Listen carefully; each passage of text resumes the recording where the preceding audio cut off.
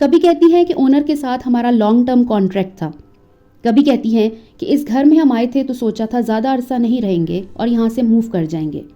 कभी कहती हैं कि हमने यहाँ से मूव करना है लेकिन अभी फाइनल नहीं पता कि कहाँ जाना है, और साथ ही ओनर के साथ मीटिंग्स भी चल रही होती हैं।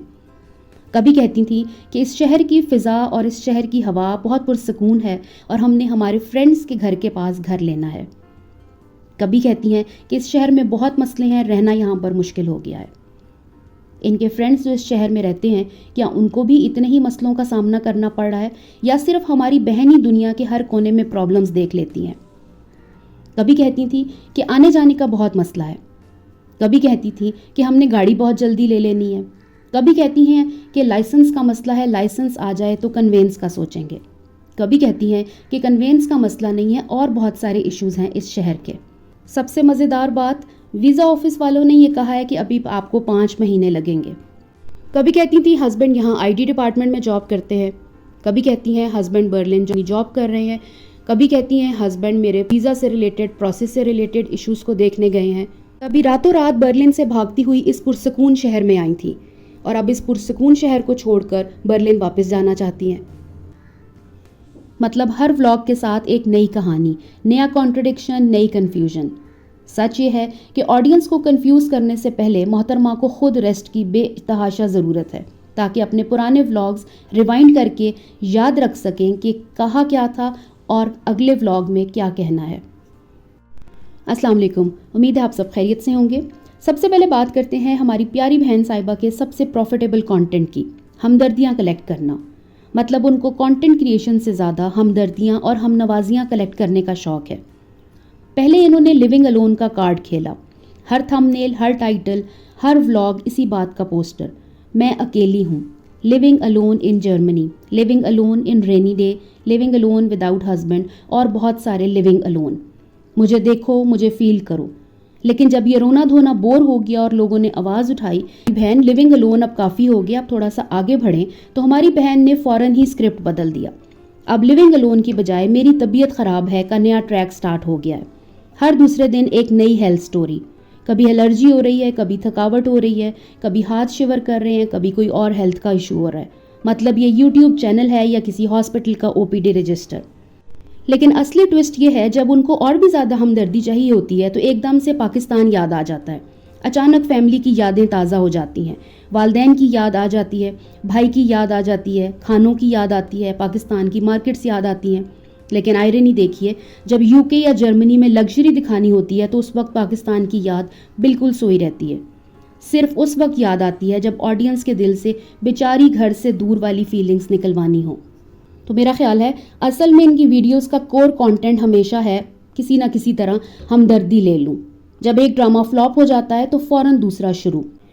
पहले अकेलेपन का रोना था, फिर आहिस्ता आहिस्ता बीमारी को भी बीच में ऐड करना शुरू किया और साथ साथ मिसिंग पाकिस्तान का टच भी देना शुरू कर दिया।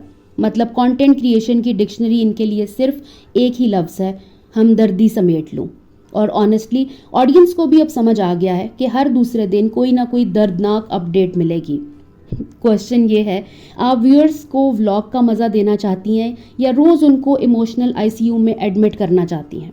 ऑडियंस भी सोचती होगी कि अगले व्लॉग में अब अल्लाह जाने कि कौन सी बीमारी का जिक्र होने वाला है। आजकल व्लॉगर्स का नया ट्रेंड है, जितनी बीमार हो उतना कैमरा क्लोज ले लो। आप लोगों को याद होगा इन्होंने कहा था, अभी कुछ दिन पहले भी जिक्र किया था, कि इनको अटैक हुआ था पिछले साल। डॉक्टर ने मना किया था इनके हस्बैंड को कि इनको अकेला ना छोड़ें, इनको हर वक्त मॉनिटर करते रहें। डॉक्टर ने स्ट्रिक्टली कहा था कि इन्हें अकेला मत छोड़िए। अभी कुछ दिन पहले तक हस्बैंड इन्हें अकेला छोड़ ही नहीं रहे थे और फिर एकदम से सारे दिनों के लिए डिसअपीयर। मतलब डॉक्टर की एडवाइस भी फ्लेक्सिबल है या बस स्टेटमेंट रेडी होता है मूड के हिसाब से। और सबसे ड्रामेटिक सीन, मेरा हाथ कुकिंग करते हुए शिवर कर रहा था। मोहतरमा कहती हैं मैं ऐसी चीज़ें व्लॉग में नहीं दिखाती, लेकिन फिर प्राउडली ऐड करती हैं कि कैमरा पे रिकॉर्ड हो गया था तो चले मैं आपको दिखा देती हूँ। हमारी प्यारी बहन व्लॉग का डायरेक्टर और एडिटर खुद आप ही हैं। अगर एक्सीडेंटली रिकॉर्ड हो भी गया था तो डिलीट कर देती या उसको ना ऐड करती, सिंपल। लेकिन जिस तरीके से कैमरा सामने रख के हाथ की शिवरिंग हाईलाइट की गई, वो बहुत सारे सवालों का जवाब दे गई। मतलब बीमार भी हैं और फुटेज के एंगल्स भी परफेक्ट आ रहे हैं। और क्लाइमेक्स, थंबनेल पे क्या लिखा हुआ है, आज मुझे झटके लग रहे हैं।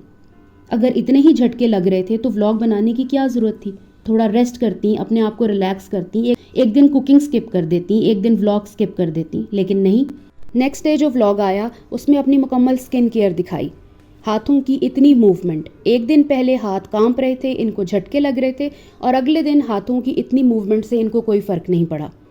कम से कम लोगों को इतना टाइम तो दिया करें कि वो एक दिन पहले आपकी कही हुई बात को, आपकी इतनी सीरियस कंडीशन को सीरियस ले सकें और आपकी बात पे यकीन कर लिया करें। तो जब अगले दिन आप व्लॉग लगाती हैं तो वो आपके पिछले व्लॉग में कही हुई सारी बातों को कॉन्ट्रोडिक्ट कर रहा होता है। जितनी बीमार हूँ उतना ही camera on. This is not reality, this is performance. और आप परफॉर्मेंस के बाद थोड़ा सा जिक्र करती हैं न्यूट्रिशन का भी। आती है फ्रूट्स वाली कहानी। कहती हैं जी मुझे किसी ने कहा आप फ्रूट्स क्यों नहीं खाती? तो जवाब आया, मैं फ्रूट्स खाती हूँ, बस व्लॉग में नहीं दिखाती, मैं हर चीज़ व्लॉग में शेयर नहीं करती। कैसी ज़बरदस्त लॉजिक हमारी बहन ने दी है। डस्टबिन में कचरा फेंकना, बाथरूम क्लीन करना, छोटी छोटी रैंडम चीज़ें दिखाना एक्सेप्टेबल है, लेकिन हेल्दी चीज़ जैसे फ्रूट्स खाना वो हाइड करना ज़रूरी है। मैं वीडियोस नहीं बनाती, मैं उसको हर चीज़ वीडियो में नहीं दिखाती। ऑडियंस भी सोचती होगी कि मोहतरमा अगर यही फ़िल्टर है तो पहले गार्बेज कट कर देती ना। ये सेलेक्टिव हाइडिंग सिर्फ तभी होती है जब बात इनकन्वीनियंट लगती हो। आगे जिक्र करते हैं एक और शॉकिंग चीज़। इनको किसी ने कमेंट किया कि आप नमाज नहीं पढ़ती, आप कुरान पाक पढ़ते हुए नज़र नहीं आई। इस तरह का कमेंट है, ये आप स्क्रीन पे देख भी सकते हैं। नॉर्मल इंसान होता तो या तो इग्नोर कर देता या पोलाइटली रिप्लाई कर देता, लेकिन मोहतरमा का जवाब, क्या आप पीरियड्स में नमाज पढ़ लेती हैं? अब समझ नहीं आया ये जवाब था या खुला अनाउंसमेंट था। आई मीन थाउजेंड्स ऑफ लोग देख रहे हैं और आप डायरेक्टली पीरियड्स का रेफरेंस दे देती हैं, जबकि सवाल बिल्कुल सिंपल था। ये कोई मैच्योरिटी या स्ट्रेट फॉरवर्डनेस नहीं है, ये लो ग्रेड रिस्पॉन्स था। एक इन्फ्लुएंसर को पता होना चाहिए कि वर्ड्स का सिलेक्शन कैसा होना चाहिए। हर कमेंट को डबल मीनिंग जवाब देना प्रोफेशनलिज्म नहीं होती, ये सिंपल इमेच्योरिटी होती है। आप उस कमेंट को डिलीट कर देती जैसे आप बाकी दुनिया के सारे कमेंट्स डिलीट करती हैं, या आप उसका जवाब ही ना देती, उसको इग्नोर कर देती, या जितना जवाब दिया था, जो आधा जवाब था, वहीं तक रुक जाती। लेकिन जिस तरह आपने ब्लंट होकर उनसे पूछा है, पूछने वाले का तो कुछ नहीं गया, लेकिन इनका अपना इंप्रेशन बिल्कुल भी मुनासिब नहीं आया। अब बात करते हैं उनके व्लॉग के स्टार्ट की, जो एकदम स्टार प्लस हीरोइन वाइब्स दे गया। कभी बेड पे लेटे हुए, कभी ब्लैंकेट के नीचे से हाथ चेहरे पर रख के, कभी साइडवेज पोज देते हुए, और कैमरा परफेक्टली एंगल्स कैप्चर कर रहा है। घर में ये अकेली थी तो इनको कोई कैप्चर कर नहीं सकता। अगर ये जेन्युइनली सो रही थी तो क्या कैमरा ऑन करके सो रही थी? और अगर ये जाग रही थी, सब चीज़ें कैप्चर कर रही थी, तो फिर बहुत ही शानदार एक्टिंग थी हमारी बहन की। उसके बाद अगला सीन, हाथ आगे करके टेबल से अपना इन्होंने हेयर क्लिप उठाया, यानी वो सुबह उठी हैं और अपने बालों को टाई करने लगी हैं। व्लॉग का इंट्रोडक्शन किसी नॉर्मल फीमेल ऑडियंस के लिए रिलेटेबल कंटेंट नहीं था, बल्कि एक छोटा एक्टिंग ऑडिशन लग रहा था। ऐसा लगता है कि मोहतरमा ने अपने पास्ट एक्सपीरियंसेस बहुत प्राउडली शेयर किए। मैं ब्यूटिशियन भी रही हूँ, मैं टीचर भी रही हूँ, मैंने बैंक में भी काम किया है, मैंने ये भी किया है, मैंने वो भी किया है, लेकिन शायद ये पार्ट बताना भूल गई थी कि एक्टिंग इंडस्ट्री में भी ऑडिशन दे चुकी हूँ, क्योंकि जितनी परफॉर्मेंस उन्होंने इस स्टार्ट में दी, उस लेवल की एक्टिंग के लिए तो अवार्ड इनको मिलना चाहिए। लेकिन फीमेल ऑडियंस को टेम्पटेशनल शॉट्स देखकर इंस्पायर करना, इसका क्या मतलब था? जागते हुए कैमरा ऑन करके इस तरह की एक्टिंग दिखाना, ये कोई आम बंदा नहीं कर सकता, ये एक ख़ास बंदा ही कर सकता है, और वो ख़ास बंदा हमारी बहन ही है। मैं प्यारी बहनों को मोटिवेट करती हूँ, इसमें कौन सी मोटिवेशन थी, कौन सी ऐसी चीज़ थी जिसको अप्रिशिएट किया जाता? ये जो इन्होंने कैमरे के लिए पलट पलट के एक्टिंग दिखाई, वो किसी भी एंगल से डिसेंसी का पार्ट नहीं थी। किसी मैच्योर व्लॉगर का इंप्रेशन कभी भी इतना लो ग्रेड स्टंट नहीं होता, ये सिर्फ इनकी डेस्परेट अटेम्प्ट्स एक्सपोज करता है। इस तरह के जेस्चर्स कभी भी वर्सिटैलिटी नहीं कहलाते। कोई भी फीमेल व्लॉगर जो सक्सेसफुल होती है, अपने कंटेंट से अपने व्लॉग को उठाती है, अपने अल्फाज से व्लॉग को उठाती है, ना कि बेड पर फिल्मी पोजेस मारकर और ना पीरियड्स की बातें करके। ना ये मूव्स क्लासी थी, ना क्रिएटिव, सिर्फ एक फेल्ड ट्रिक थी फीमेल ऑडियंस को इम्प्रेस करने के लिए। मोहतरमा को लगा होगा कि ये बड़ा यूनिक लगेगा, लेकिन असल में ऐसा कुछ भी नहीं था। ये था जी हेल्थ का ड्रामा, कभी फ्रूट्स का एक्सक्यूज़, कभी अननेसेसरी पीरियड्स डिस्कशन, कभी स्टार प्लस इंट्रो और हर दूसरे दिन नई कॉन्ट्रडिक्शन। ऑडियंस कोई नेव क्राउड नहीं जो हर क्लिप पे बिलीव कर ले। अगर मोहतरमा जेन्युइनली लाइव शेयर करनी है तो एक स्ट्रेट लाइन मेंटेन कीजिए, वरना ये डेली कॉन्ट्रडिक्शंस आपको व्लॉगर कम और कंफ्यूज्ड एक्ट्रेस ज़्यादा दिखाते हैं। व्लॉगिंग रियलिटी का नाम है, स्क्रिप्टेड ड्रामा का नहीं। Take very good care of yourself. अल्लाह हाफिज़।